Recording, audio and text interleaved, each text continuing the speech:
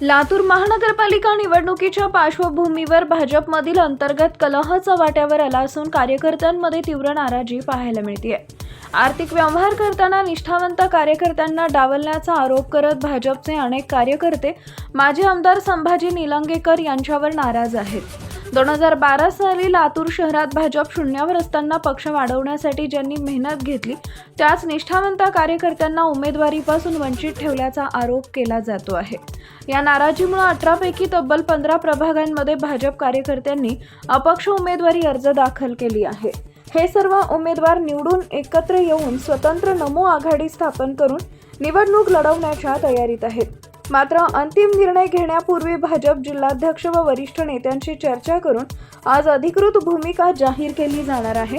त्यामुळे भाजपमधील अंतर्गत मतभेदांचा निवडणुकीवर काय परिणाम होतो याकडे सर्वांचं लक्ष लागलं आहे। टाइम्स ऑफ महाराष्ट्र न्यूजसाठी लातूर जिल्हा प्रतिनिधी विष्णू आचार्य यांचा रिपोर्ट।